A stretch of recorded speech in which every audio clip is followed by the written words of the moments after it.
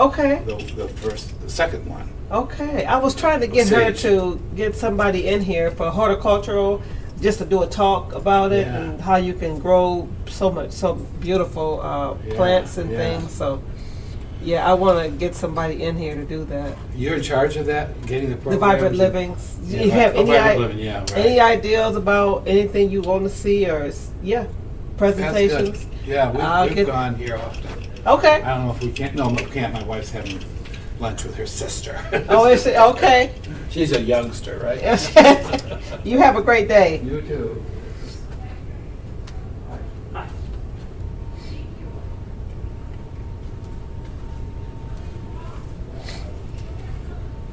Hi Hello, there. man. How are you? Excellent. Another day in Michigan paradise. Is that what it is? How you doing yourself? Doing wonderful. Thank you. Awesome. I like your outfit. Nice and colorful. Thank you. Yep. I like a lot of color. That's nice. Summertime almost, right? Yep. It is. Have you seen Phillip? You know Phillip Bond? Yeah, I haven't seen him yet. Not yet? Good, how are you? Okay, he's coming, I guess. What is this? He's getting prepared. Yep. Getting them all set up here. Repping, doing. He's a good guy. Yes, he is. How are you? Good. Well, we might go through one. Pretty good. Just got visiting our daughter in North Carolina.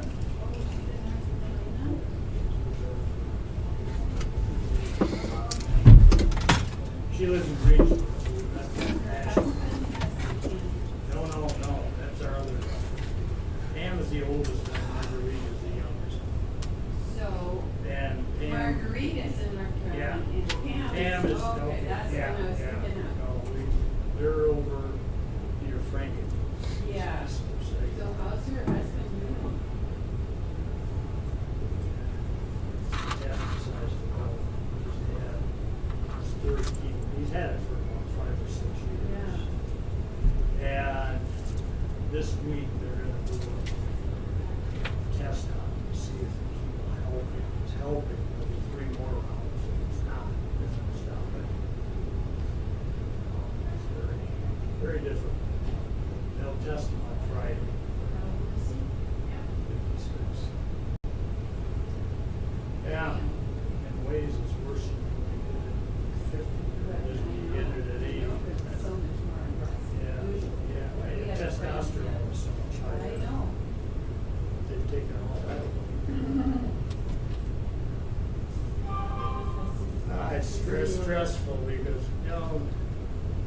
Jen goes and spends 3 or 4 days with Pam and it's treatment. I was there Friday and Saturday.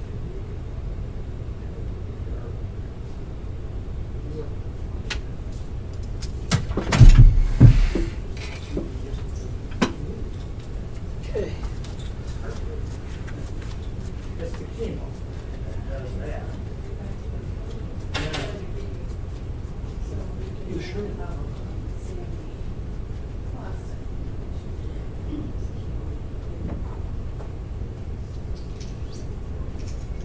Well, so much to say, it's not sure.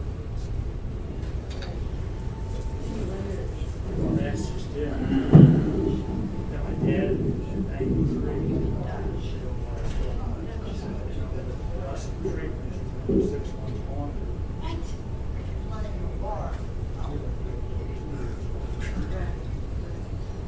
But that's 93, not 50. I know.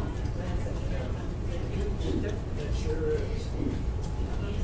Well, you're gonna have family here soon, aren't you? A couple weeks.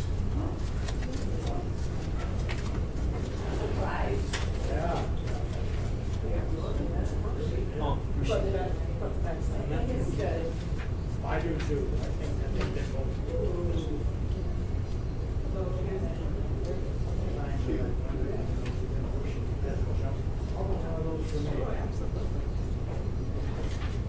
We have a luncheon this afternoon. Oh, yeah, so I'm not going to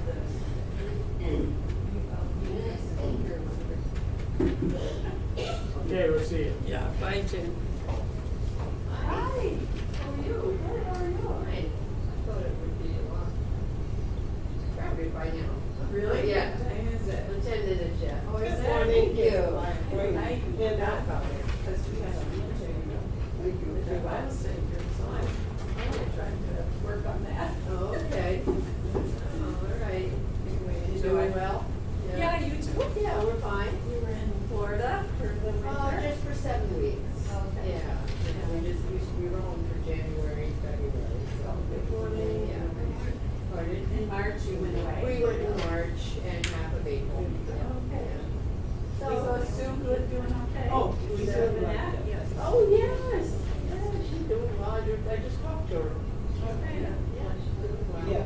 That's great. You know, Thank you. keeping busy with different things. You know, Good morning. yeah, her daughter.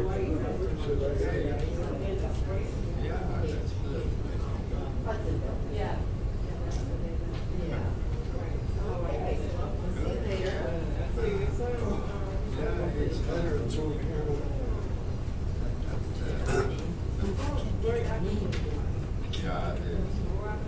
Oh, the veterans.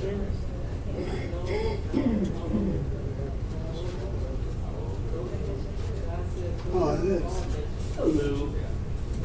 Beautiful day, right? Yes, that's the final word. Serving the Lord is a great thing. Yeah. Yeah. Go into all races. So, good that you were part of our home, right? Yeah. Survivor living. Private living program, yeah. Where, do you have a home country or was the US?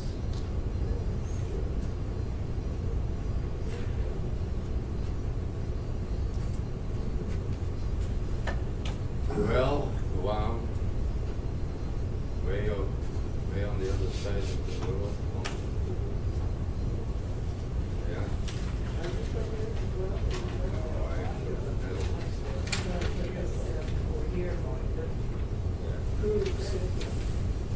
I was 25,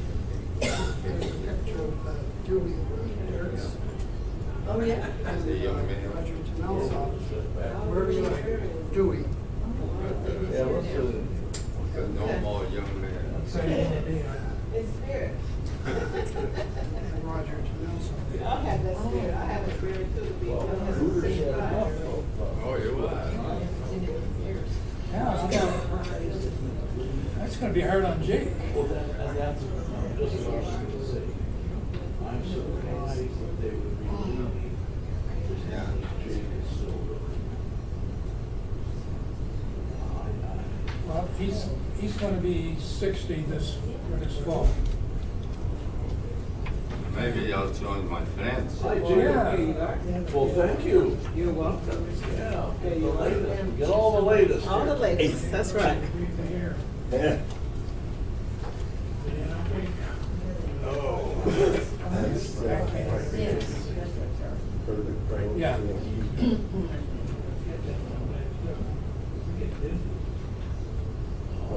I guess I failed to understand that. It's because of. Just because. Good morning.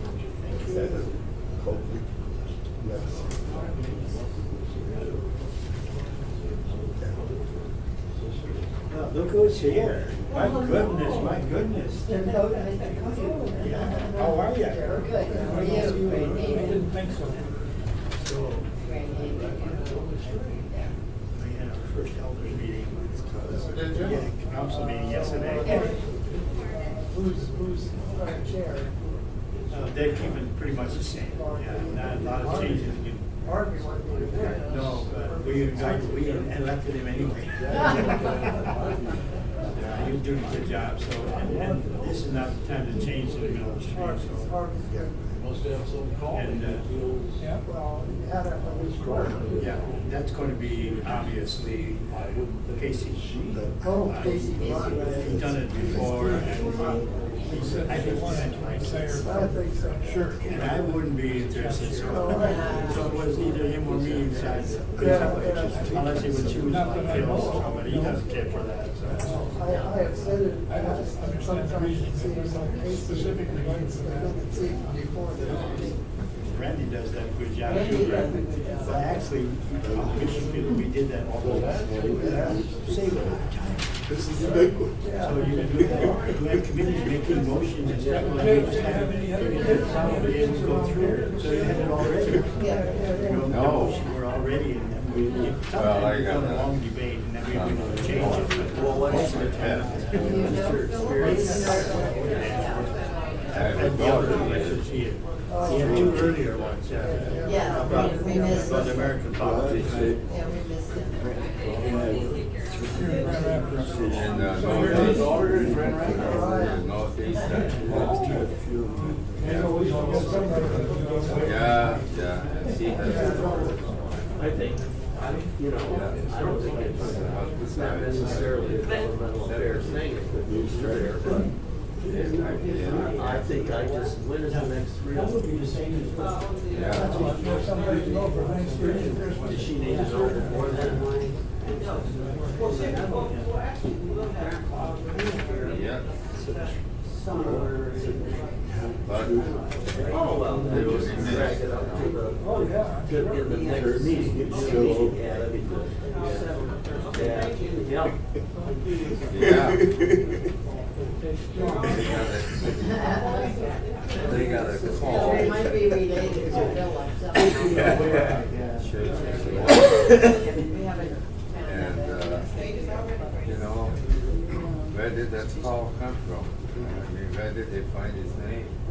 The woman. Yeah. And so he wanted, he said, well, you know. Good morning, Joe. Good to see you. Phillip, my friend, good to see you. He's my virtual friend, so we have good company. That's not one of the first places that I would think of. Well, then go no. Kind of a hot place, actually. Yeah, really. Definitely, maybe, airport. Yeah, the big military base. Yeah. Yeah, big military. Well, the church does things different now. I know nowadays they have, they form lists of ministers, you know, that are interested in taking a call.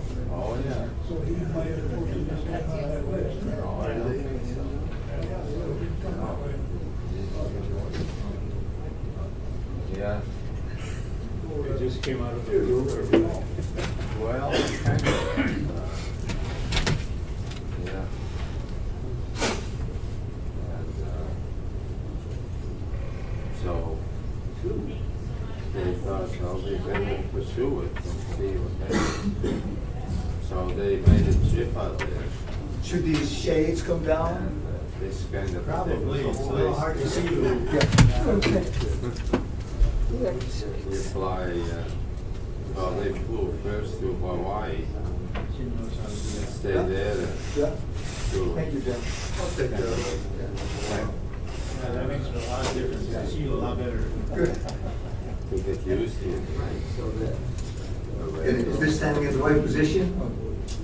Yeah. So then you have to fly from there to Well, right, yeah. Hawaii. Up a little more. And fly up, across the daylight. Yeah, man, how do you? There's a line there on the same day. So you have to lose it here again last night. Yeah, I don't know if it changed time.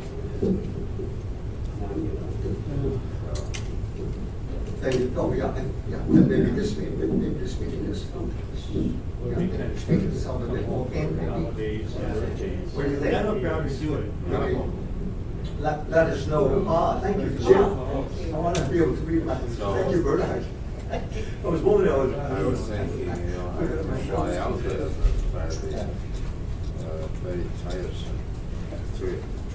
How long is it? Well, it takes whole time, now it's like a day almost.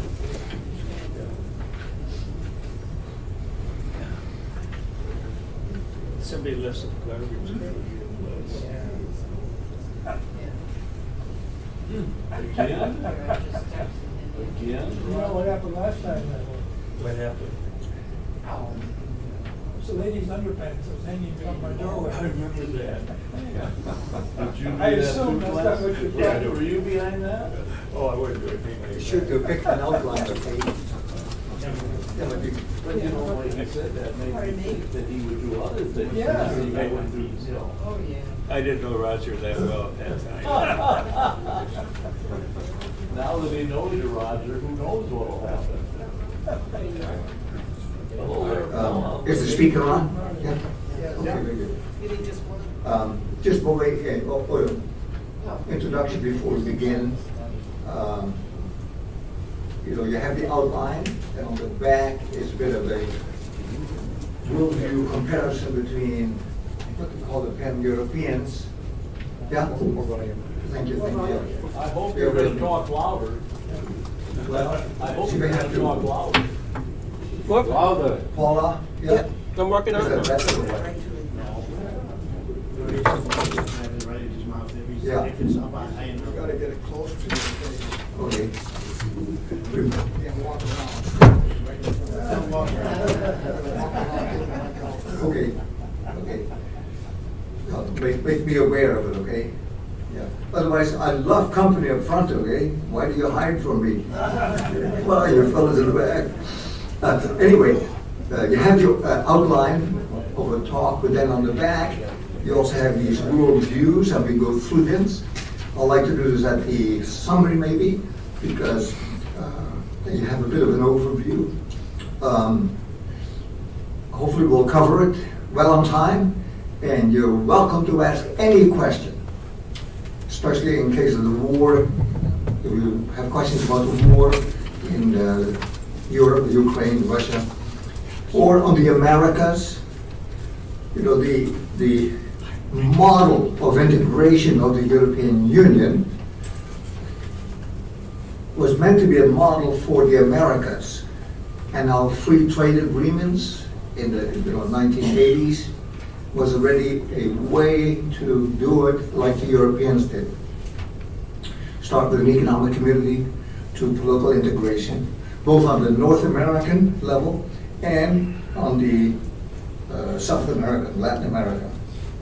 And then of course even in the Middle East, do you remember, we have all heard about the Abrahamic, what is called Abrahamic agreements, where Israel now has a cooperation and closer economic cooperation with the Middle East, Arab Muslim countries.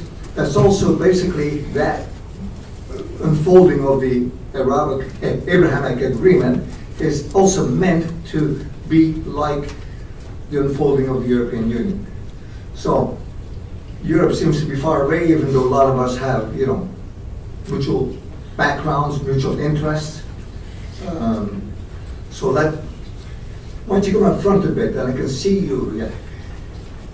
I need company. Thanks. Thank you. So let's open with a word of prayer.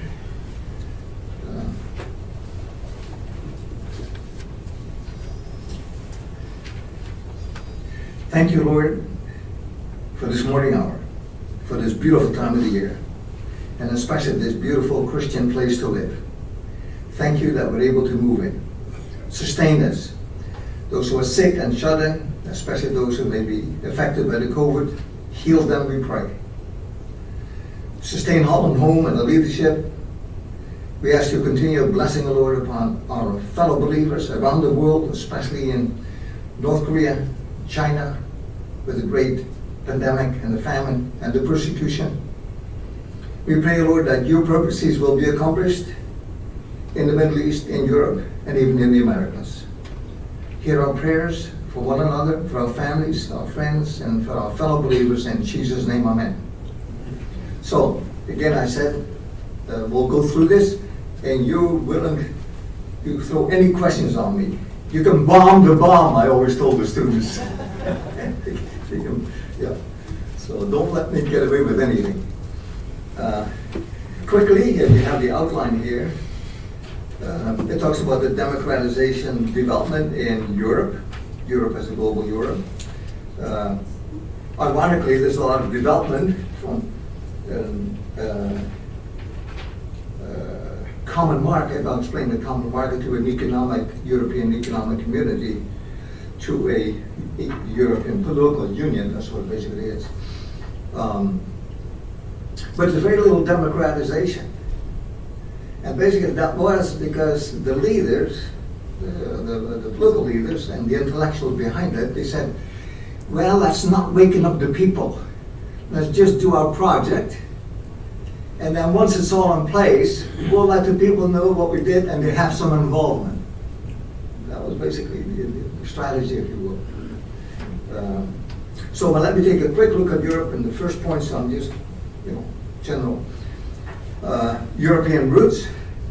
And our heritage, of course, in Europe is mainly Christian, predominantly Christian.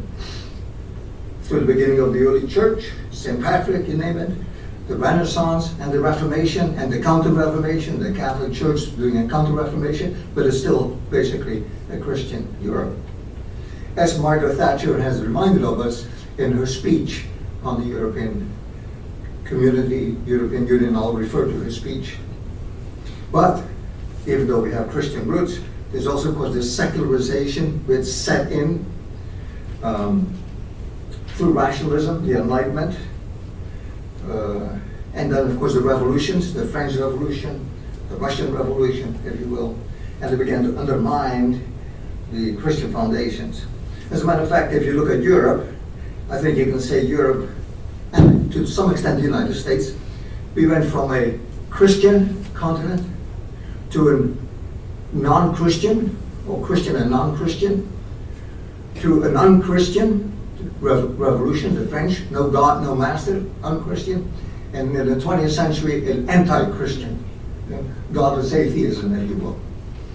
So, and right now, we have had our wars, World War I, World War II, to bring down these empires, the Austrian-Hungarian Empire, the Russian Tsar, if you will, great power struggles. Then we had the World War II, to Hitler's trying to dominate Europe, and then our liberation of Europe. Then we had the Cold War. Right after World War II, we had the Cold War, 48, if not earlier, to 89. And basically what the Cold War did, in my estimation, it contained communism. It kept it in Eastern Europe, if you will, but it also maintained it. It did not collapse, as it did, of course, in 89. So it's ironically that we are proud of our containment policy, but in many respects we also maintained communism. We helped them with trade and what have you. And now, of course, within the cultural wars in the United States and in Europe, it's a very anti-Christian culture.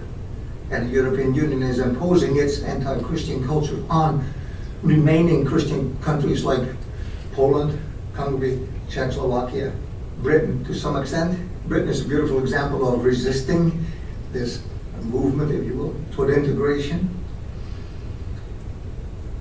The next point is what I call development of the whole Europe.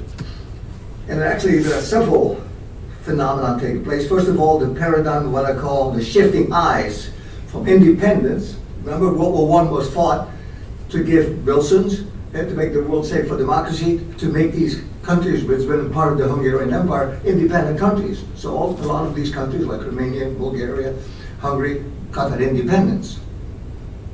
So you have the independence of nation states, the League of Nations, but also United Nations as an organization.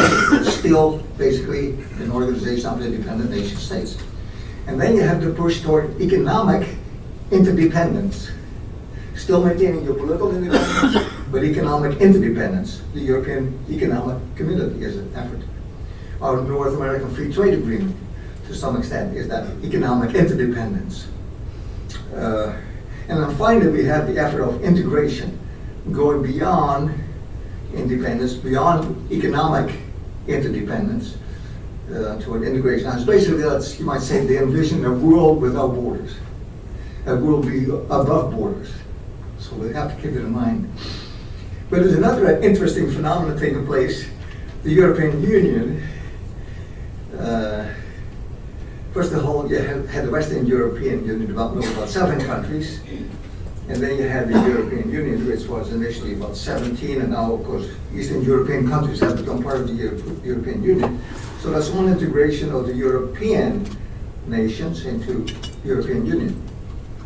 But it was also, but especially in the beginning of the 1970s, a development of what's called the Organization of Security and Cooperation between East and West. And it involved actually Western and or European and non-European Asian countries, especially those who were part of the Soviet Union at that time. And basically the idea behind that was, don't fight us, don't start a war, security, don't attack my security, yeah? Keep the peace. And if you do, we'll economically cooperate, we'll trade with you. Because the United States for a long time in Europe had an economic trading bloc. They didn't want to trade with Eastern Europe.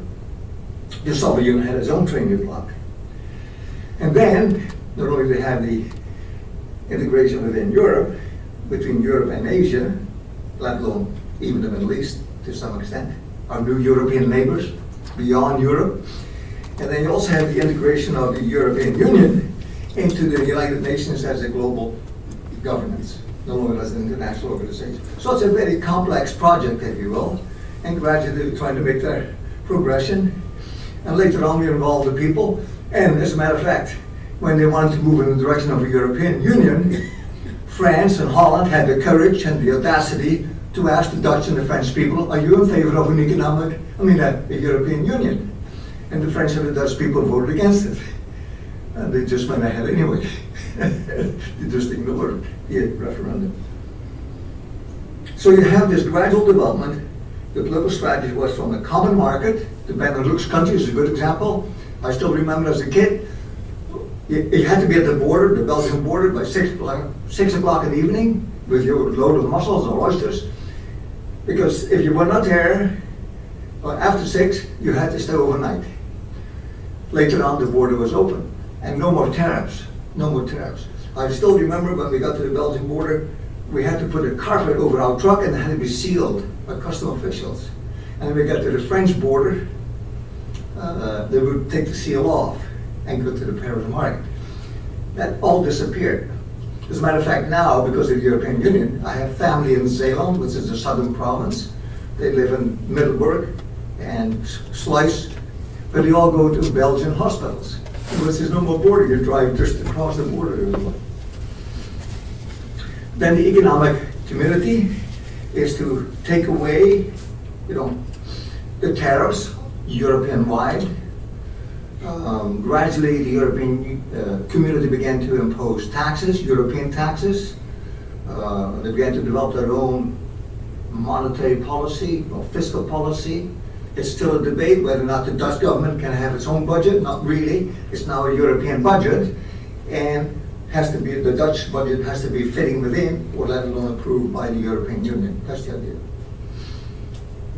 So that's the phenomenon. Now the European community, number 3. So you have the development from an economic community, and I call this democratization without democracy.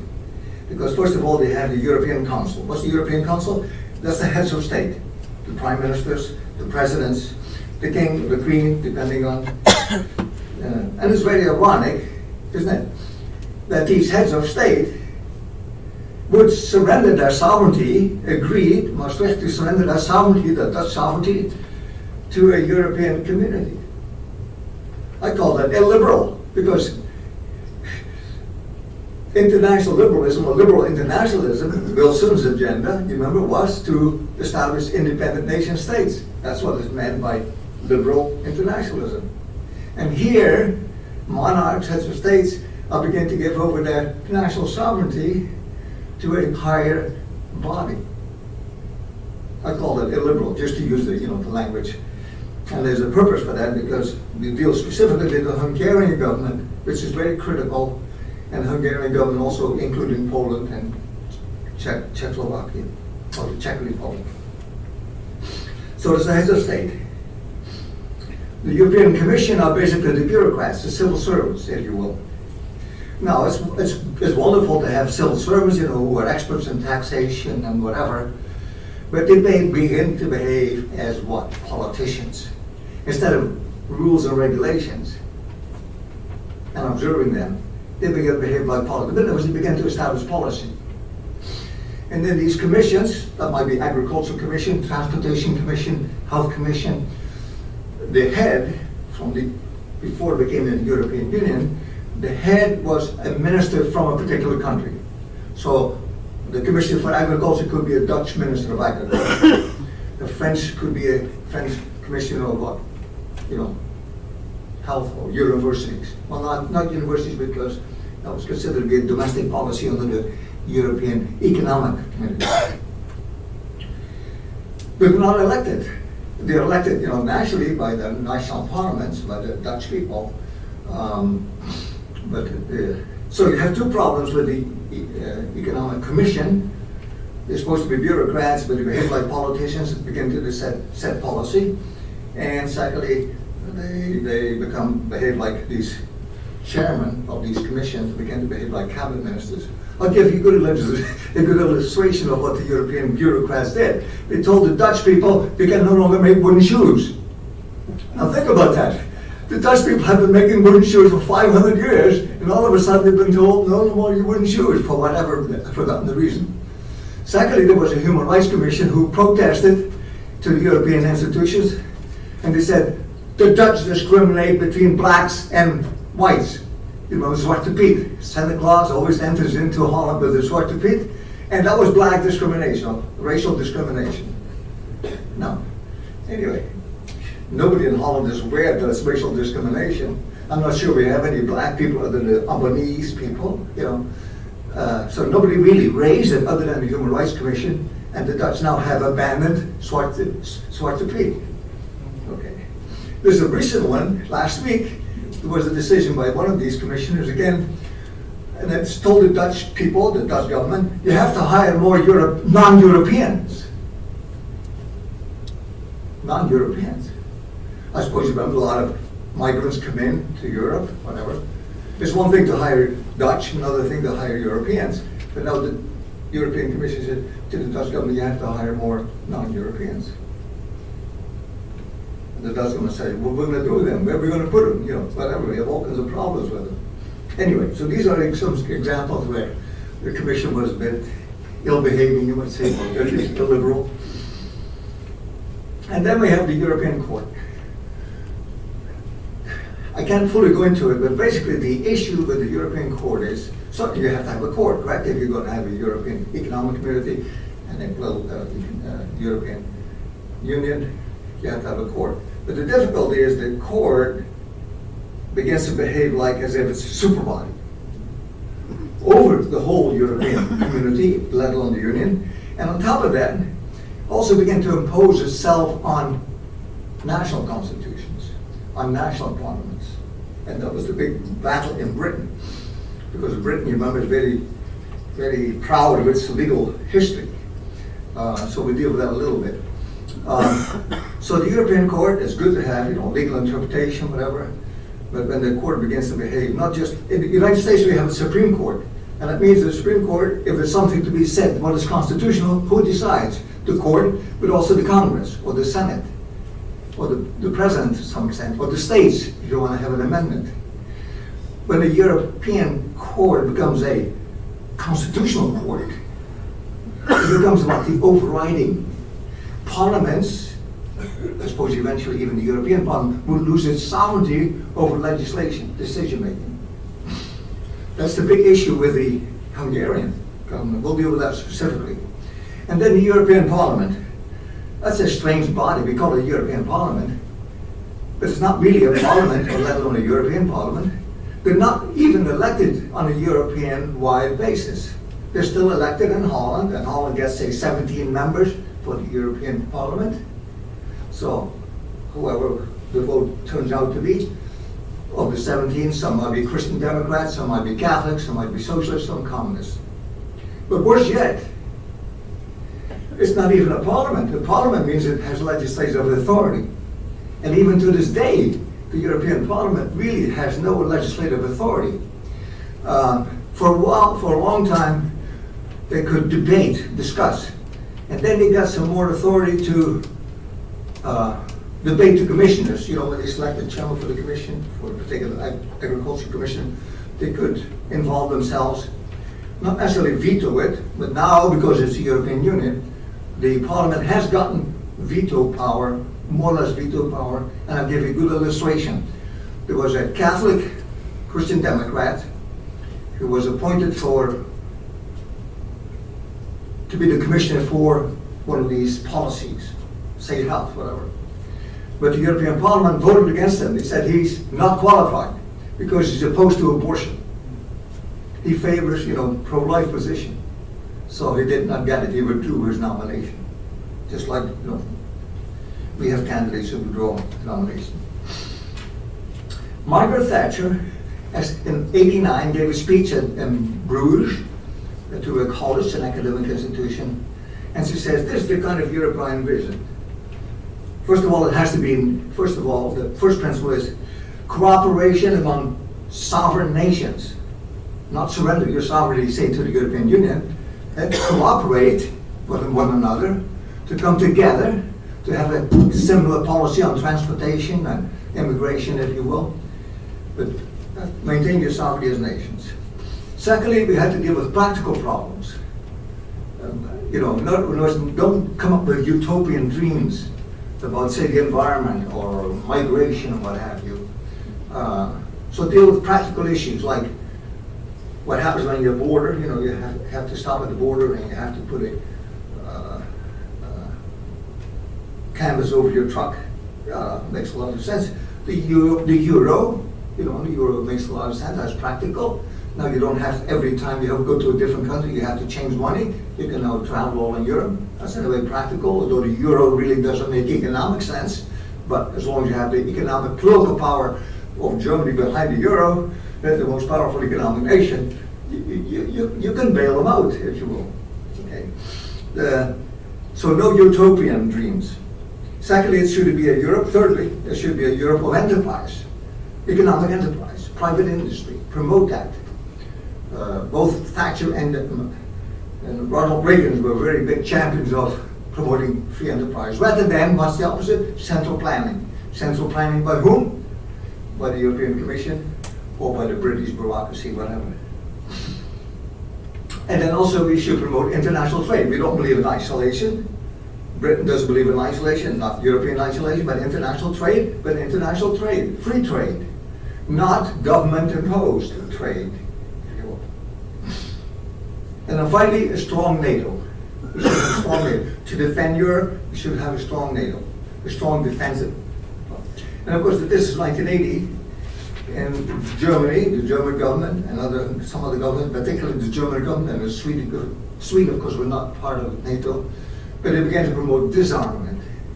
Disarm Europe, disarm NATO, don't contribute to the financial support of NATO, but use that money for economic development. Which of course is wonderful in a way, but you still have to defend NATO. NATO basically was disarming itself. They were dreaming that now, when we have economic integration, we're going to have peace. And of course they underestimated. Already in 2007, when Russia began to deal with Georgia, Russia got away with it, because Europe was in no position to take on the issue, let alone in 2014. And now, of course, this war is a bit different. Anyway, so she believed in a strong NATO. Germany, France, especially France, for many reasons, didn't want to be part of the military branch of NATO. NATO does there's several things, but France always resisted being part of the NATO, because the goal, the proud Frenchman, was military to be part of Europe and NATO, but not the military. They didn't want to be dominated, being told by the Americans, what to do militarily. Okay, that's her idea. And then we come to the next step, the political union, the Maastricht Treaty. And I still call it a democratic deficit. Here we have the development when the European Union becomes a union, a political union. They want to develop common policies, especially say on foreign policy, on security and foreign policies. That is, foreign policies, security policies, not domestic policies like education, migration, immigration, or language, because they were too sensitive. So they remained the basically critical, essential domestic issues like immigration, language, culture, that remain within the nation states. But we'll deal with that a bit later. The Lisbon Treaty in 2007, as I said, they voted for the European Union was acceptable. They want to vote for the Constitution, European Constitution, and the French and the Dutch vetoed it. Later on, I think the Irish or the Danish, I can't recall exactly who.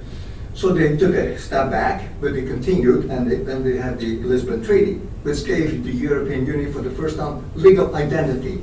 And now Europe also having national sovereignty. For example, the European Union now has a representative in the United Nations.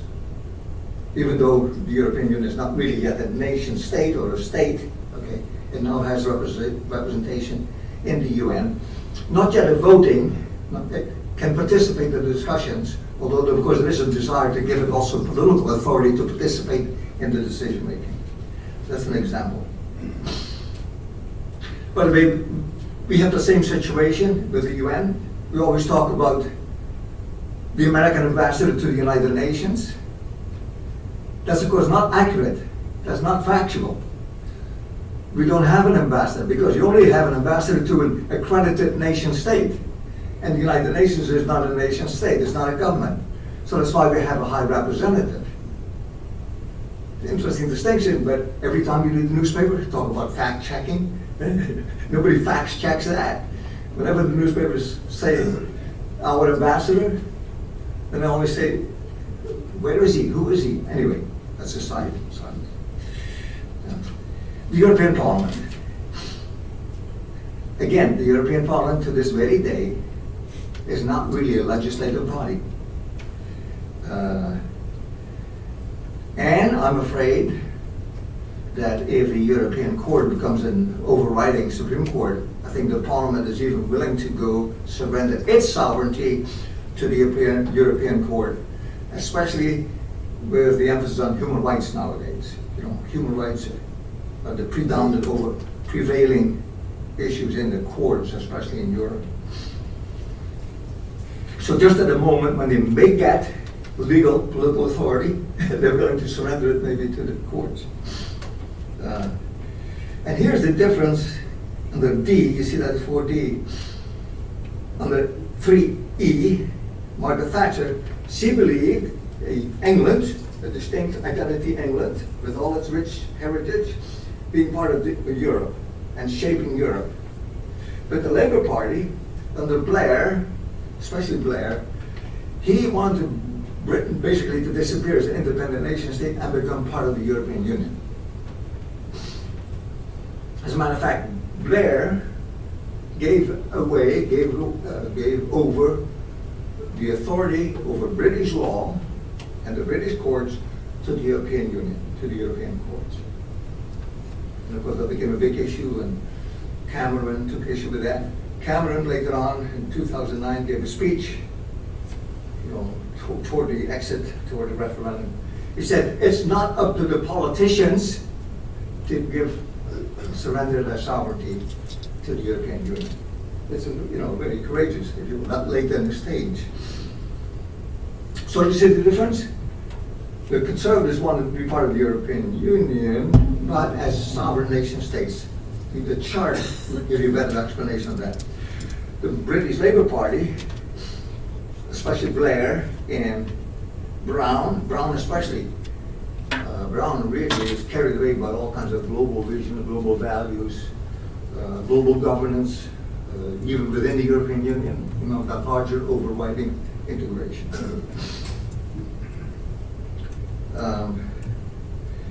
So now we look a minute at the chart. As I said, we don't have a constitution, but we do have a chart. It's called a chart for fundamental rights.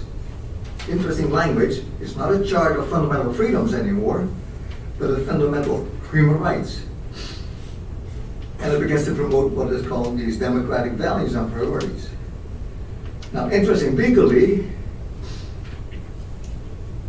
they introduced a new concept of justice. And the way they did it is there's 5 or 6 chapters in that document, the charter. But we have the one principle in one chapter, the principle of equal justice under law, constitutional law, equal justice under law as we know it. But then they have a separate chapter and they talk about equality rights. You see that no longer just equality under law, but now they also have a separate chapter to advance the idea, the ideology of equality rights, equalitarianism, you might say, where not only in politics and under the law, but also in the economy, in society, and culture. And of course, in particular, it begins to take a shape under the human rights agenda of equality of gender rights.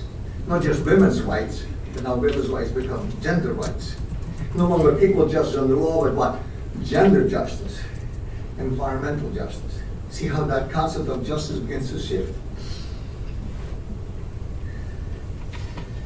And then basically the European Union also begins to embody these globalist democratic values, which come from the Global Governance Commission way back in 1995, that was advanced. It talks about dignity. Now, who doesn't believe in dignity? But dignity of what? Dignity of life? Dignity of human life? No. Abortion is a human right.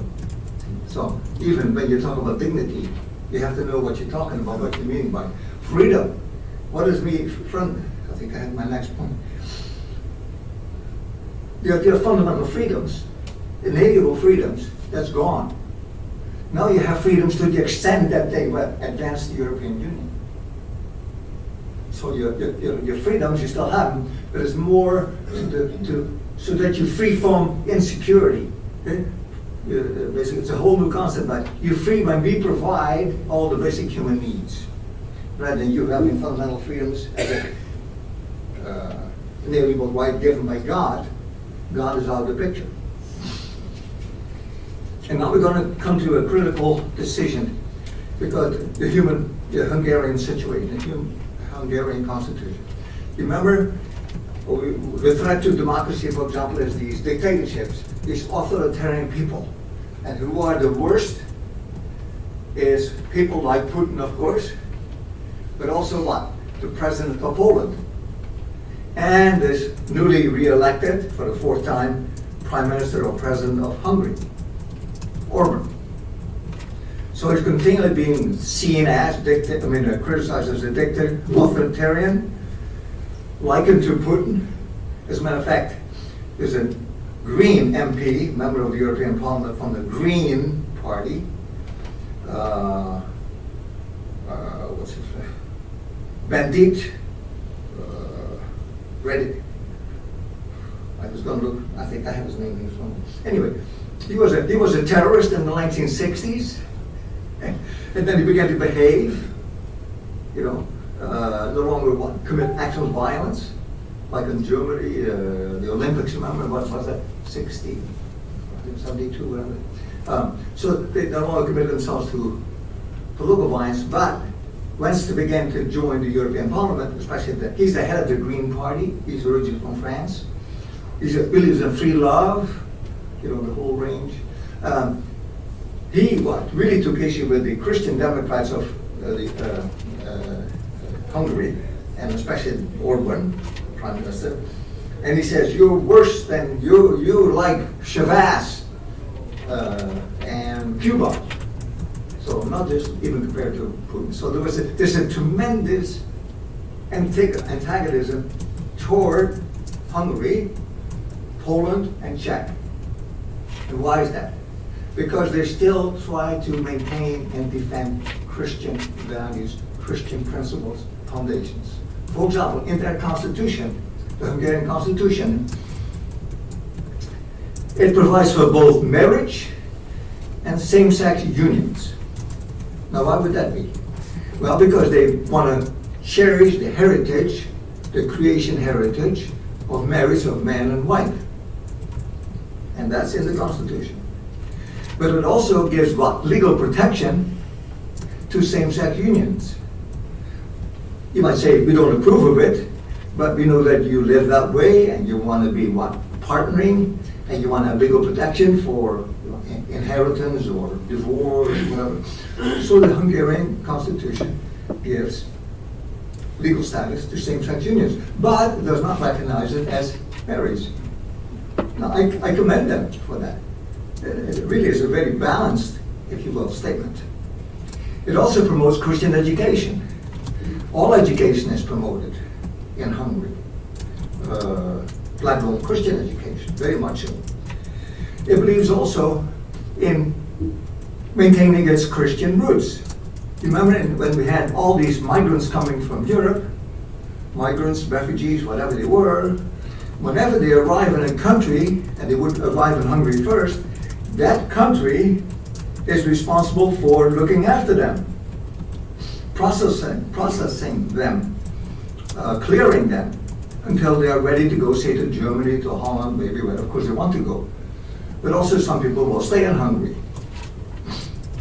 But Hungary was concerned that we now still have a majority of Christians and other kinds of people in Hungary, that we don't want Muslim to become a majority in Hungary. That's a concern. So they maintain that immigration and migration is a domestic national policy. The European Union says no. It's got to be a European human rights, a European-wide policy, and you cannot resist it, you can let alone veto it. So now they're really, yeah. But a country like Sweden, they're members of the European Union, are they not? I think so, yes, correct. And they have been overrun Yes, by correct. Muslims. Yeah, well, but they were welcomed. Originally. Yeah, very good. Okay. Yeah, France is really the big test case. So, interestingly enough, now you raise this, you know, there's so many, back in the 50s and 60s, I remember that, and some of us who grew up in Holland, we remember we had these guest workers. They could come and work in Germany, and they could stay for, what, 2 years? And then they would have to go back to Turkey. Well, they stayed beyond, and nobody paid any attention to them, until there became some issues, like, say, a Turkish person would marry a German girl, and they weren't married, but all of a sudden the Turkish guy says, "You're no longer my wife." So these were the issues. So they began to awaken, hey, we got a bit of a problem. These people overstay. They're welcome, but they really what? We have to extend their stay. Nobody paying any attention to that. So that's where the beginning of the awareness, you might say, of the Muslim issue began, although in those days it was just more Turkish guest workers. So we developed that a bit later, but there are two things. In France, the Christians by 2040 could very well be a minority. The French people, not only the Christians, but the French people could be the minority in France. By 2040, 2050, it might be a Germany without Germans. Think about that. A Germany without Germans. What's going to be the future of Germany? Okay, so these are the demographic issues, if you will. Yes? Would you comment, while you're on Hungary, would you comment on the split between East and West in the European Union? The East has a lot of people and no power. The West holds all the political power. That's Germany and France. Yeah. Now, we've got the war in Ukraine. Europe says, we want an end to it. Everybody wants an end to the killing, but Germany and France want a negotiated settlement with Russia that they take part in. Ukraine wants sovereignty by itself, and it wants to join NATO. If it joins NATO, the Eastern Bloc all of a sudden will have a Polish-Ukraine center of strength to oppose the West. Okay. And Germany and France won't stand for that. Okay. Can you wait with that? Well, you raised the question, so remind me to come back to when I'm done with my outline and chart. So I'm glad there are issues, that you're awake and that you want to bomb me with the issues. So very good.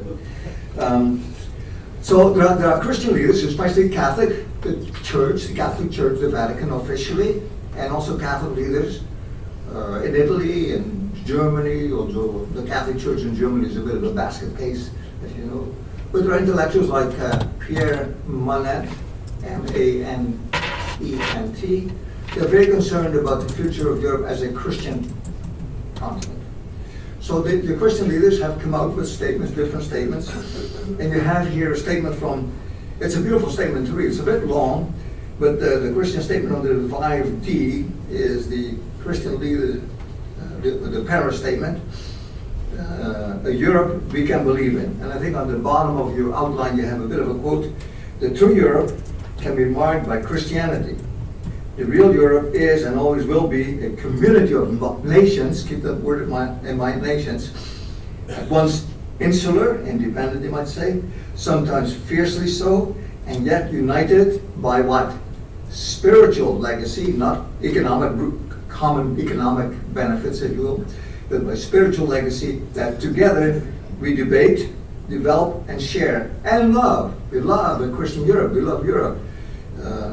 So Europe has to be a shared project, shared by the nations, nation states, not imposed as a common European project by the dreamers, the intellectuals, the utopians, what have you. So I would encourage you to look at that document sometime. So what is the European Union looking like? Even if it were to fully integrate, and it still really isn't, it's not really fully integrated. You know, the hang-ups and roadblocks, if you will.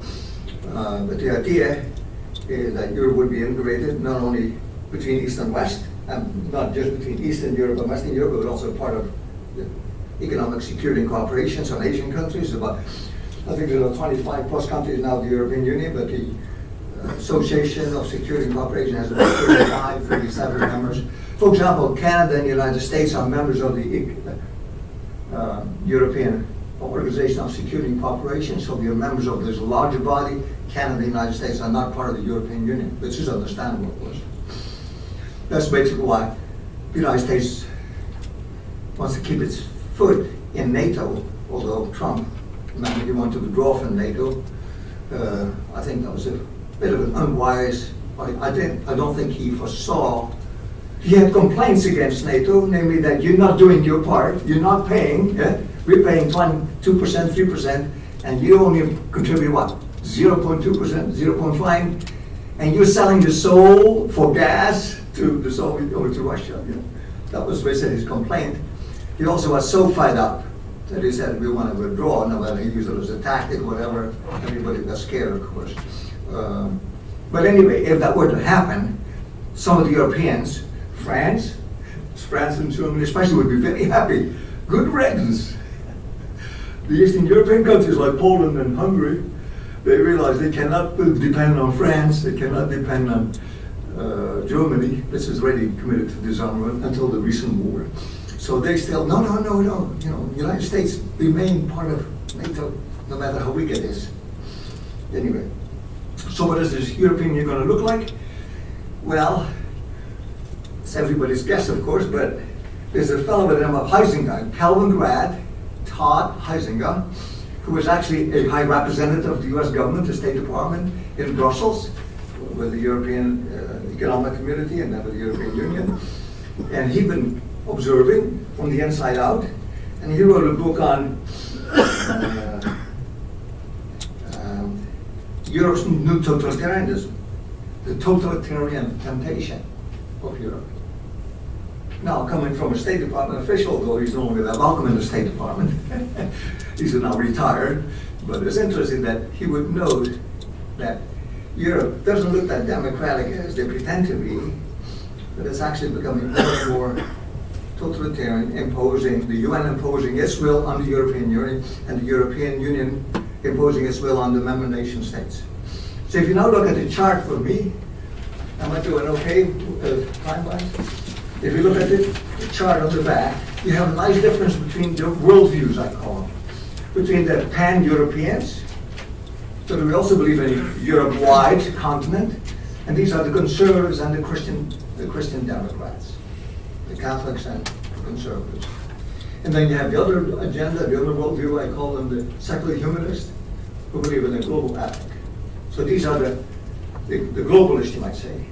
They want the European Union even to be part of the global governance. So even the European Union would not be an independent continent. They're not championing really European independence. No, they're championing really European integration into a larger global governance phenomenon, like all the other continents should become. So here we go. The roots, Christian, classical, as Margaret Thatcher said in that speech, and later on, European values are Christian values. All Christian values are European values. And the Catholic Church of Vatican has been saying this in all kinds of statements, the same way. No. The agenda of the more elitist utopians, they have a secular humanist agenda. They believe not in a Christian ethic, but a global civic ethic. You can find it in the Global Governance Commission of '95. And basically they wanted Europe without Christianity. Or at least what? Private Christians who still go to church, but don't let them shape Europe in that sense. I already mentioned that concept of justice. Conservative Christians still believe, and the European Union, by the way, the Charter reflects that, equal justice under higher law. And by the way, in that Charter, there's a very nice statement about education. It still maintains that education is the primary right and responsibility of parents, and it should be settled by national legislation. Interesting. But then the other agenda is much more doing away, even though it pays lip service to equal justice, it becomes much more an agenda of gender justice, social, economic justice, environmental justice, what have you. I already dealt with the idea of, a national court, a Supreme Court. We have a Supreme Court. That means there are other branches like the Parliament or the Congress who co-decide what is constitutional. No, in Europe, they want that European Court to become a constitutional court and actually as an overriding human rights court. Human rights has now become an ism. It has become the ideology. It has replaced really the idea of justice or law based on higher law. It's now human rights which are the overriding philosophy, doctrine, principle. The polity, I again already mentioned it. The conservatives still see Europe as a continent with homeland, a European homeland, let alone Hungary as a homeland, and Holland as a homeland, and national identity, nations what? With borders, and a domestic policy like culture and migration, and the other was wanting Europe without borders, even without nations. They just wanted people's Europe, the People's Republic, if you will, of Europe.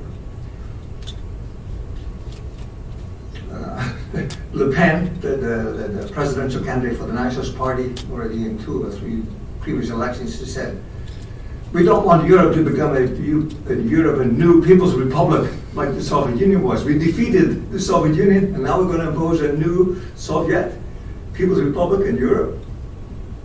It was very insightful, but of course everybody ignored it. Anyway, for what it's worth. The European Union and the conservatives do believe in the United Nations. They want European nations to be members of the United Nations as an international organization, that there are territorial limits to Europe and the European Union. It's interesting, Europe, the conception of Europe now, the values of Europe is no longer geographical. Who can now be considered European? Anyone who believes in these new human values, these new European values. So anyone in the Middle East or North Africa, which is a bit of a neighbor, they have a neighborhood policy.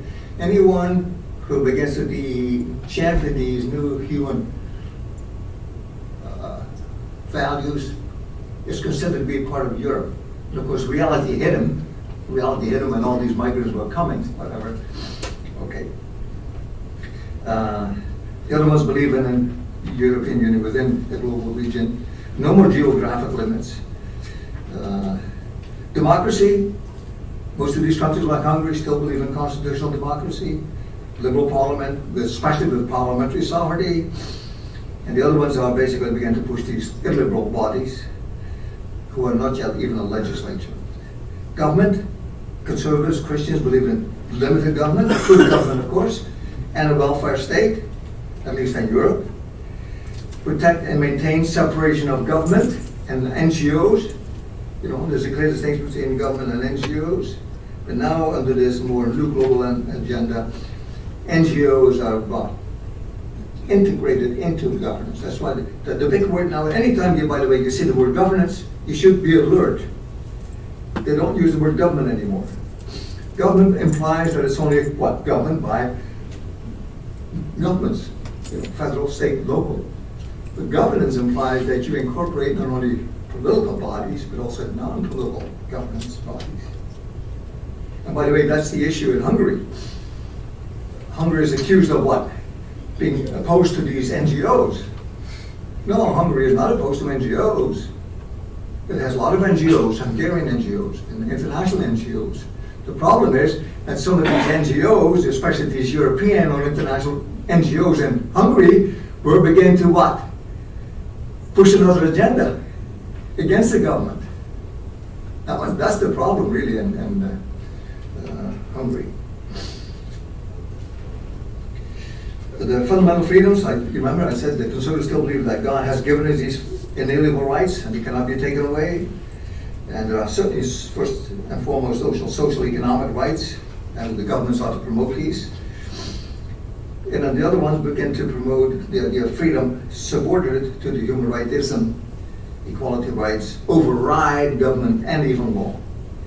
Culture, the Christian countries promote marriage and family, protects, as I said already, same sex, and also provides for what? Educational pluralism, Christian and non-Christian universities, especially after the collapse of the Soviet Union and the Cold War. A lot of these Christian institutions, which you may or not know, like there's a Calvinist university right in Budapest, that were neglected, and there's a Christian college, education college in Eastern Hungary, the Western Seminary, reforms. The Reformed Church, especially the president at that time of Western Seminary, began to reestablish that Christian college in Sarapasta. I always got that name mixed up. It's a lovely, lovely, beautiful campus. Okay. Under communication, the government regulates, but it does not govern. It promotes what? The flow of free communication, diversity of points of view. Hungary is again accused of what? Not only dictatorship, but also what? Curtailing freedom of the press. Well, when the Soviet Union collapsed, and the Orban, I think, the conservative formed the government, who was still in control of the communication, the Federal Communication Agency, of course. These were the communists of the previous regime. So they were blocking, say, free communication, not certainly more conservative communication. The government took these over and then put in its own people, like we do. The Democrats and Republicans put their own people on the Federal Communication Commission. But at least Hungary has, I checked it, Hungary has 200 radio stations of different ideological color. It has 15 different newspapers.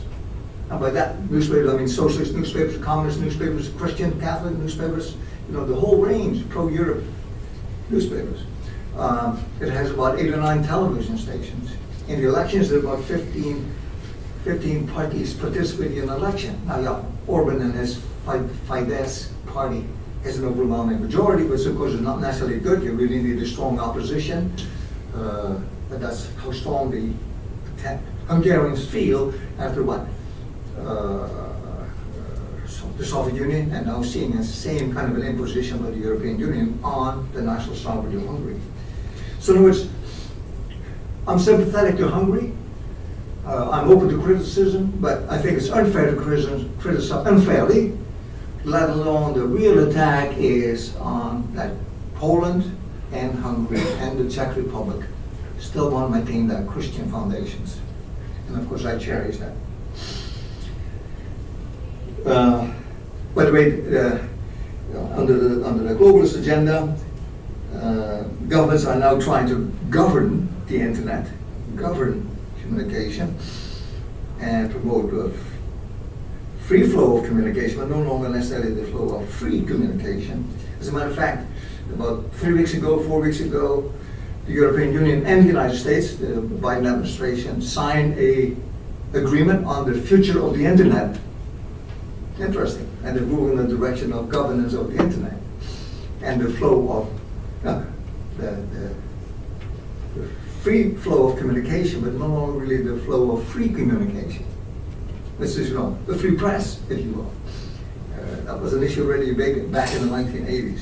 Okay, and then economically, Germany especially has promoted always a free economy, especially after the World War II, Erhard and his economic policy, free economy, humane economy. That was very rare, that we also should provide for all the basic, not all, but the welfare, housing, healthcare. That was always part of the Christian democratic humane economy of a free enterprise, just like Margaret Thatcher promotes free enterprise.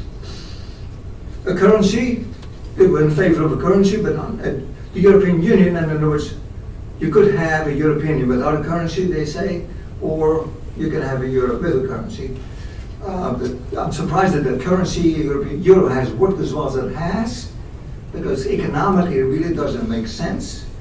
And of course, as long as Germany has the money and Germany can bail out Greece and Italy and the whole shebang, yeah, okay. But we'll see we don't know even what the future of the American dollar is for that matter.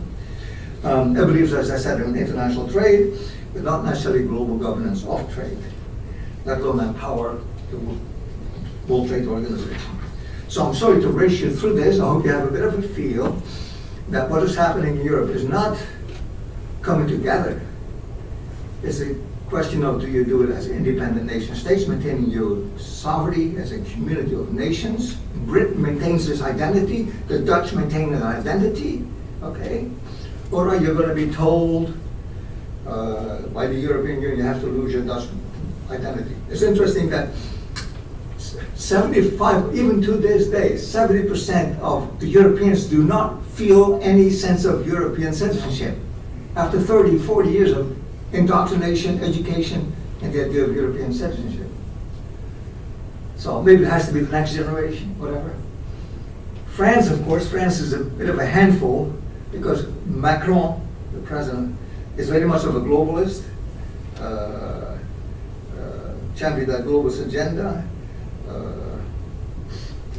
Anyway, so you asked a question about was it about the war or about Eastern Europe having influence? Eastern Europe really is not a powerhouse. It cannot really dictate to Western Europe, let alone to the United States. But they realize that dependence on Western Europe, let alone, not even on Western Europe, they realize that dependence on the United States.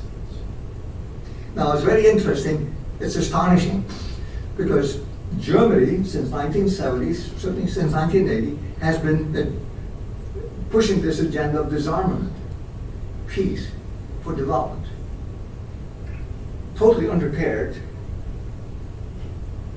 And all of a sudden we have this war. So there's this shock in European, this German foreign policy. That whole, utopian project has collapsed. They weren't ready for it. Germany is totally dependent on energy on Russia. I had a student back in 1990, somewhere in the 1990s, write a thesis right there on that energy policy of energy integration of, Russia at that time into Europe, and the danger involved in making Europe dependent on pipelines. So, yeah, the war is a real awakening. Unfortunately, to the credit, why are we supposed to defending Ukraine, even though we neglected it Georgia in 2006-07, and then in 2012-14 we neglected, dealing with Putin, because we were still hoping and believing that Putin would behave well, especially when you help him build up. We even gave him a bit of a veto power over NATO. That's disputable, but not.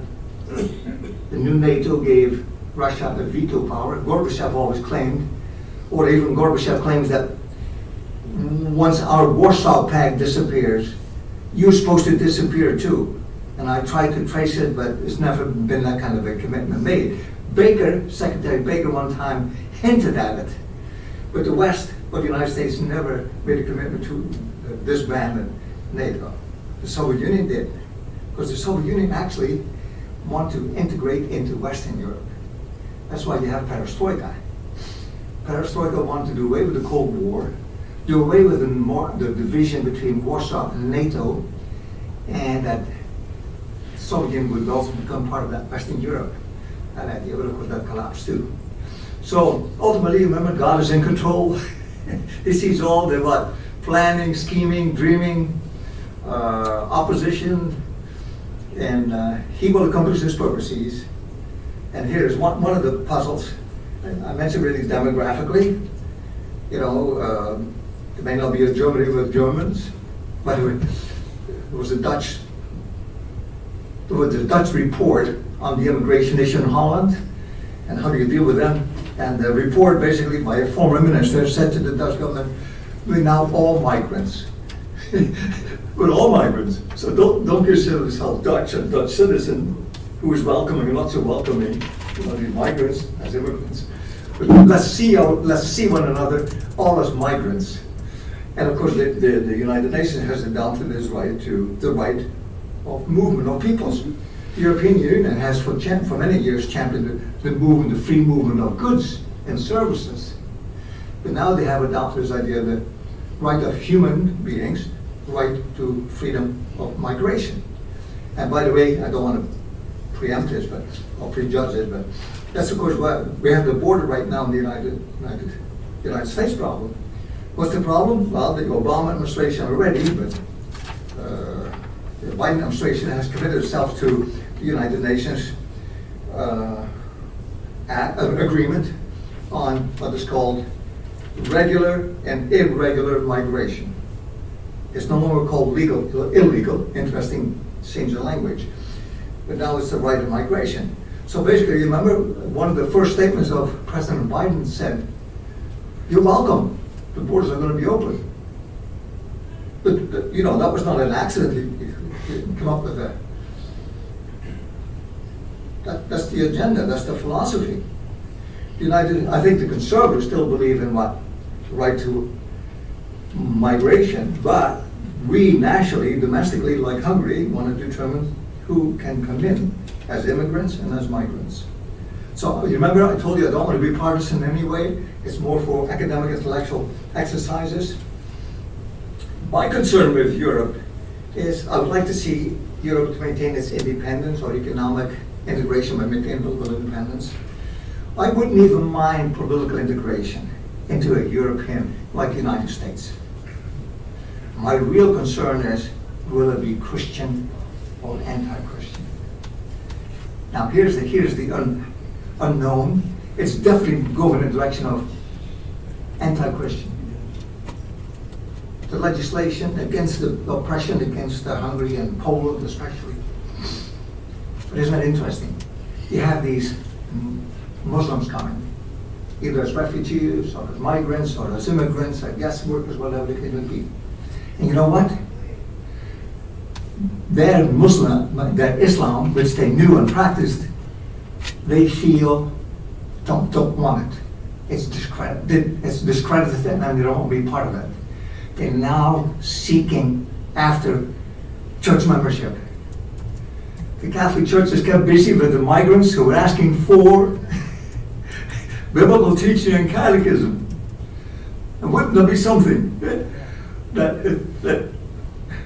even though the Iranian leaders in Hungary and elsewhere, they are hoping that Turkey is a good example, the president of Turkey, they're hoping that with these Islam people moving in, there will be an Islamization of Europe, like in France, which is a 50-50 situation. But I'm always asking God, give me some idea. What do you have in mind? Are you going to use these, former ex-Muslims to Christianize Europe? Wouldn't that be fun? Okay. Have I addressed you? Yeah, you've addressed my question about Hungary and Ukraine and the East-West break in the European Union. Yeah. Yeah, no, the Eastern European bloc, they really need the United States. They're dependent on the United States. A comment, everything that you said is right on, and there's a flood of money. The money is limitless to promote this agenda. In 1973, I applied for a grant. Anybody could grant. I spent a month in Europe, a week in London, a week in Rome, a week in Bonn, a week in Paris, a week in Brussels the last week. 5 days a week, breakfast, lunch, and dinner. Lavish breakfast, lunch, and dinners. The agenda the whole time. So Saturday was a free day, and then travel, of course, on Sunday. And what did it do to you? What did it try to do to you? Well, it's all globalism. Okay. Integration, economic and political integration as a step towards global integration. And there's a flood of money behind it. Look at Davos today. Okay. It's all globalists. Every one of them is a globalist. Janet Yellen is our Secretary of the Treasury. And what is she pushing? The global minimum tax. Okay. But wait, okay, here's the point. By the way, be sure to read this book by Todd Heisinger, that will fill your soul, if you will, or political body, if you will. This is not a conspiracy. There's nothing conspiratorial about it. They publish. Very open. What? That's open. Very good. That's published in documents and agendas, if you will. A lot of people, don't read the platforms of the Republican Party or the Democratic Party, but if you read the Democratic Party platform and see that the legislation forthcoming from the Biden administration is very consistent, and you can commend them, correct? They follow their principles and put it into practice. That you and I don't read the documents, or that media doesn't inform us about what's in the documents. Yeah. So, next question. I got a question, Phillip. Yes. First, I want to thank you for your educational speech, educational lecture. I appreciate it so much. So many intelligent points, right? Second, I was born in Ukraine, right? And I lived in Russia, and I lived in Belarus. So whatever they show on media, right, they show only the part, probably 10% what's going on. I just want to give you guys, maybe ask Phillip too, right, to give you like a second, like basically live version, right, what's going on. So Phillip, let me ask you, right, my friend, or maybe auditory too, audience, right? So how many Russian people live in Ukraine? I have no idea. 7 to 10 million. You see, thank you. Very good. How many Russian people got killed from 2018 to 2022 by Ukrainian Nazi people in Ukrainian army? How many? I have no idea. Ukraine bore the brunt of German atrocities and communist atrocities that were focused on Ukraine. Yeah, good point, right? So I was asking you about the period from 2018 to 2022, right? So over 15,000 Russian people got killed by Ukrainian Nazis. There are several thousand Nazi Ukrainian people. And they got armed by NATO and by West too. And they killed Russian people over there, just basically imagine you go home, you go to work, and you come home, and your house is burned down. Very good. And your family is killed. Very good. So it's one reason, right, in my opinion. Very good. So that's the thing. Let me ask you one more question, right? So one more. I just want to provide a different point of view, Yes. right? Because Yes. I am I can do give you inside information. Yes. So in my opinion, it's the number one reason why this military operation, the war started, right? So the Putin is I don't cover the war because I'm against the war. My father was in the military back in Russia, right? So I know what's going on. But I am against the war. But how do you protect Russian people over there in Ukraine? Because Putin, he tried for 8 years, to ask Ukraine, it's your house, take care of Ukrainian people, take care of Russian people in Ukraine, right? And they signed the petition 2 times in Minsk and different cities too. This is a question. Yeah, so that's a question. Okay, thank you very much. Okay. Good. So the question, what's the main reason of the war? That's the question. Very good. No, I don't. Okay, very good. Okay, thank you. He definitely, it was a privilege to meet him, and we still meet once a month for breakfast. And for the first time, he started talking about political issues. Never before did he raise political issues, but on this issue. Okay, let me explain. Very good. It's not a problem. Very good. He's trying to say there are two sides, and we get mainly one side. Of course. Now, address the earlier question. Sit down, please, sit down. Yeah. We're not going to throw you out here. Thank What's you. the problem? I appreciate you. Historically, if you move way back, Russia started in the Ukraine. That's where the beginning of the Russian people started, Ukraine, Kiev. That's where the Russian people populated, and they began to spread to Moscow. But at one time, Kiev was the center. So there's a claim that Ukraine one time was Russian. I don't want to claim that. However, Ukraine got its independence. Lenin promised its independence to bring other nations to the side of the Soviet Union. And then after 3 years, Lenin withdrew it and began to basically occupy the Ukraine. Then, of course, with the collapse of the Cold War, Ukraine becomes again an independent country.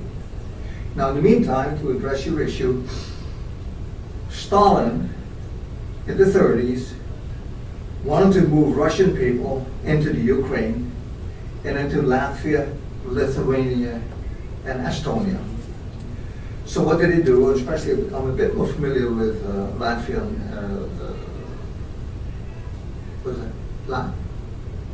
Estonia. What they did, especially in Latvia, they eliminated over 1 million, 1.5 million, 2 million Latvians during World War II, and before, maybe even especially during World War II. And what they do? They moved in Russians. About an equal number, also about 2 million. So if you look at the map of, Latvia, the western side and the Baltic side is predominantly Latvian people. On the eastern side, bordering Russia, it's 56% Russian. So whenever there's an election in Latvia, it's always a battle. What will be the outcome be? And if the Russian majority gets a majority, they try to make, say, for example, the Russian language a national language. It was, of course, during the Cold War, during the occupation of the USSR. Once the Soviet Union was collapsed, they made Latvian the official language. And you can still learn Russian. So you see the problem? Stalin purposely moved Russians into Estonia, into Latvia, eliminated in the concentration camps and the gulags, the Latvians and Estonians and Lithuanians, and also the Ukrainians. The Ukrainians actually, suffered the most in terms of tragedy and suffering from the Soviet Union network. So there are these Russians, especially the Crimea. I'm not sure whether they've always been there, whether not more people came, and of course when Russia occupied them. So that's the battle. These Russians and the Ukrainians and the Latvian Russians and the Latvian Western European, they should be able to live together, and they can, provided there's not some outside force. Now here's Putin, and I don't defend Putin, but here's the dilemma. I was there during the NATO discussions in 1990 when the Soviet Union collapsed. I was teaching at the University of Virginia, Regent University in Virginia Beach, and was right next to Norfolk. So I was invited to participate in these discussions of expanding and enlarging NATO. And there was a big division among the military. Some people wanted it, and of course they knew that Eastern European countries wanted NATO to enlarge, and there were other people who were saying, no, this is too dangerous. This is asking for trouble. And then we asked for basically cooperation with Putin, and we said, the Soviet Union, before and after Putin, we'll give you a bit of a veto power. Whenever you want to expand, you can say, okay, you're not okay. Well, that never really happened because Putin didn't want to be sucked into the NATO cooperative agency. But then, after the initial block of Eastern European countries became part of NATO and the European Union, that was basically it. But then there was an increasing desire to expand NATO and train Ukrainian soldiers by NATO and the US. And that was one step too far. It's one thing to begin to hint at expanding, but if you persist, and you begin to train Ukrainian soldiers for eventual part of NATO, they were asking for trouble. Now, Putin continued to consider himself a superpower, and some respects he is, but of course demographically, tragically, there was such great hope when the Soviet Union collapsed, and when people like Yeltsin took over and the free market economists, but then they sold the Soviet economy down the drain to all these capitalists, Russian or Western Europeans. And that's when economically, let alone politically, Russia again went through a second setback. It was a draft, it was a Russian constitution drafted by American intellectuals, and it's a beautiful document, 1991 Constitution of Russia. If Russia had been able to live up to that document, it would be a beautiful, democratic, peaceful, cooperative nation state. But the oligarchs and Putin, took over. Rightly so, they're concerned about Russia, and the historic Russia, whatever that may be. But I think they pushed Putin too far. And Putin, of course, thought he could get away with it because he got away with it in 2007. He got away with it in 2014, and now in 2090. But he's gone too far. He's reached too far, and here it's a criticism, I think, of the Western position. The United Nations permitted sanctions, economic sanctions, to as a last resort before you have to go to war. The United Nations provides for economic sanctions. It's one thing to derail or defeat Russia, but I think the intent behind the sanctions is to destroy Russia. It's one thing to contain it or defeat it, but I think they're now so determined to knock the superpower out of Russia because they want to teach China a lesson.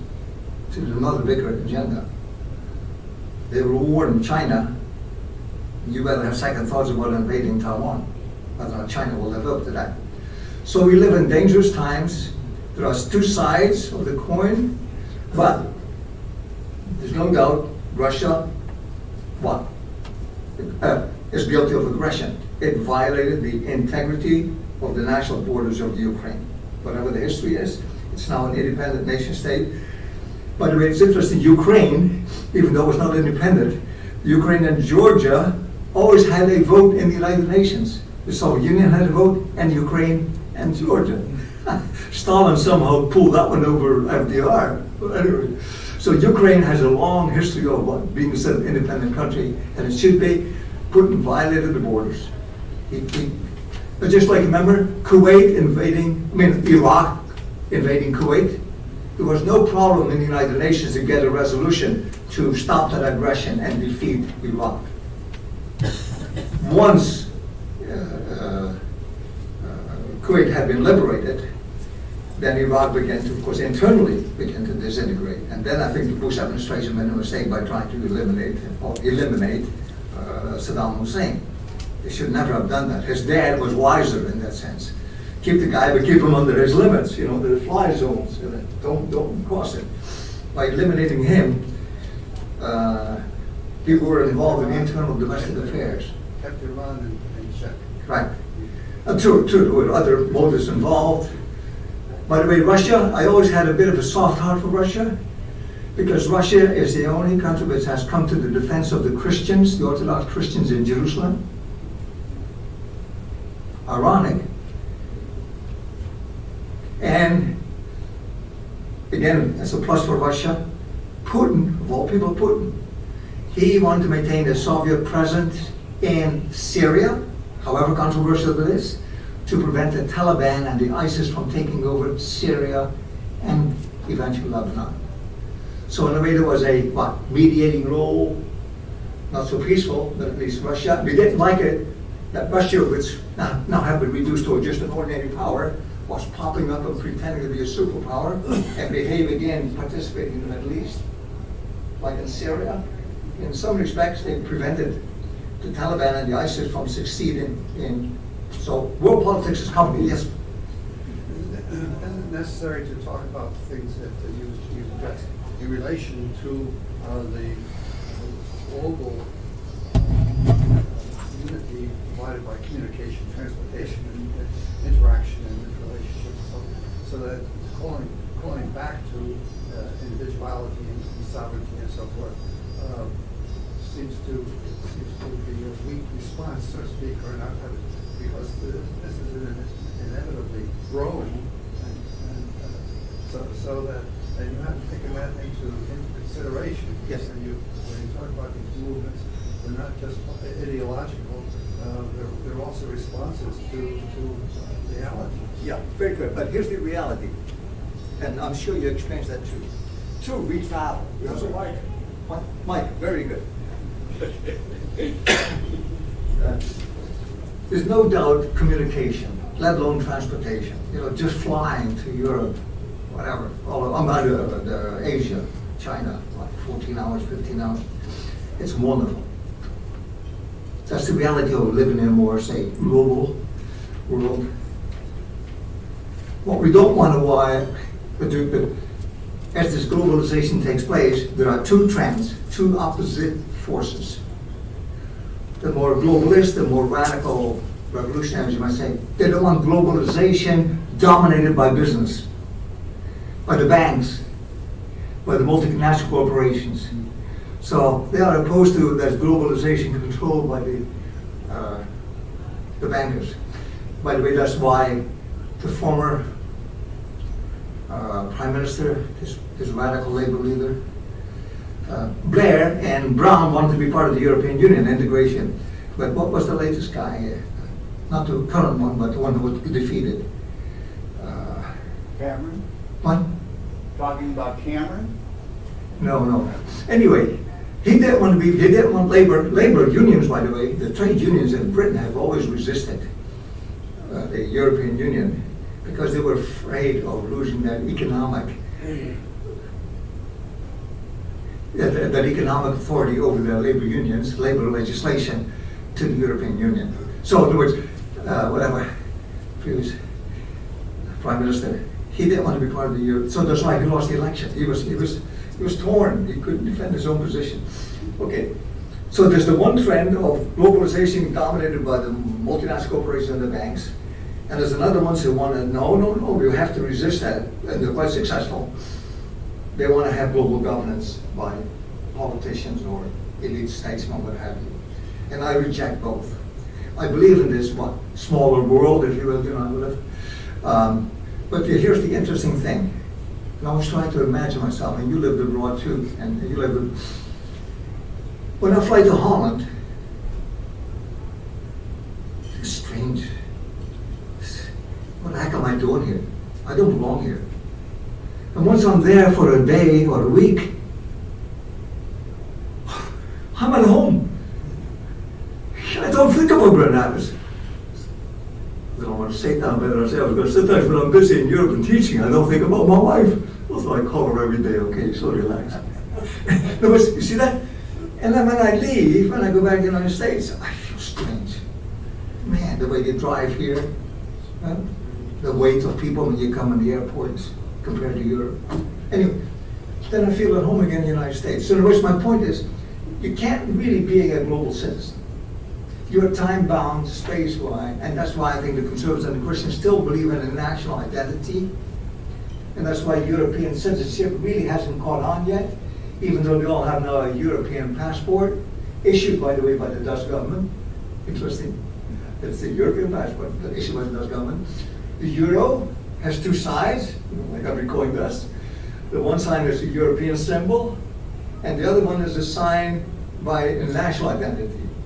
Say the Eiffel Tower. The French can choose their other side of the coin, and it'll be the Eiffel Tower. For the Dutch, it might be windmill, or whatever, like Dijk, whatever the case. So, yes, it's God's world. We are one. Of all people, Christians.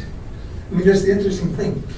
When I pray for my fellow believers in China, my missionary friends who I know, distance disappears in my prayers. distance disappears. I'm one with them. Pray for your enemies as well. Was that? Pray for your enemies as well. Yeah, true, yeah, okay, yeah, I don't want to be one-sided. That's why I have to learn to pray for the communist leaders in China. Yeah. I always pray for the Christians in China, but now my wife said, no, it doesn't be balanced. So I pray for the salvation of the communist leaders. May I tell you a beautiful story? Beautiful testimony of You'll God's have to go to the mic to Oh, do it. You can grab the mic, I think you can take it. Yeah, very good, okay. Can I tell you a beautiful story? A founding member of the Communist Party, the leader in 1920s, 1930s. He was the military leader and chairman of the party and whatever. But then Mao got rid of him. And he left just before. And he moved, 49, he moved to Hong Kong. And lived in Hong Kong for a while.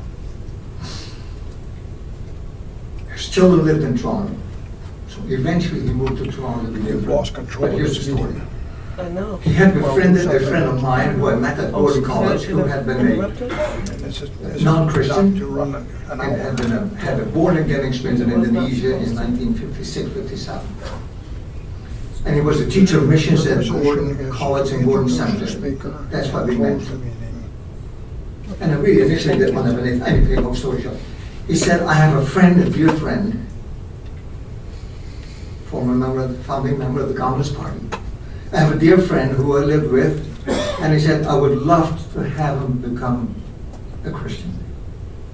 And so he told me that about 1970, 71. 78, he became a Christian. When Billy Graham had his conference in Toronto, and there were 70 or 100,000, that leader of the Communist Party, former leader, was baptized in a small retirement community by my friend and had the privilege of being there. That's prayer. So I pray, and I have to learn more to pray for my enemies. Okay, so thank you very much. I hope it blessed you, makes you more aware. So, when you hear about Europe, American ambassador, just keep alert. And by the way, you have my email, or give me a call anytime you want to discuss. So thank you very much for your patience and your love and concern.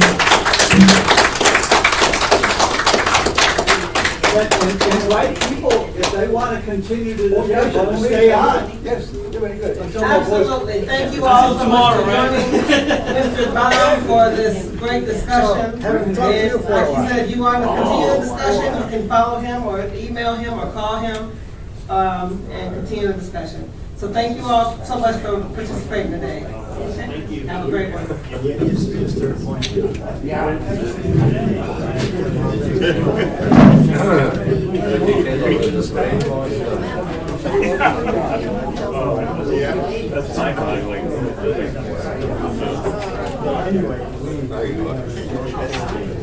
Now, why you got that mask on? Okay, you don't have the virus, do you? Just keep away from it.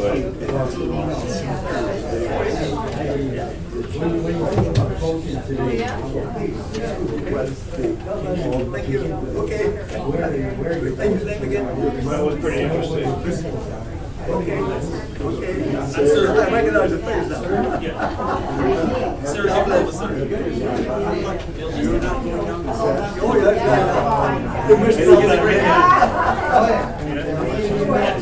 Yeah, he can help down stuff too, right? Get some more ideas. Thank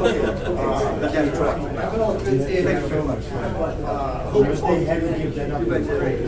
Yeah, and thanks for being alert to all my students. You gotta go, you're gonna make people my question too. I'm so happy to hear Thank you. Sorry if I pushed the No, good to know. You know, it's good to see you. You know, it's like, right?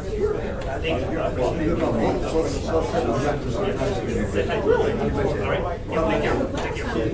So just before COVID came. Excuse me, young man. Yes, sir. Who are you? Where are you from?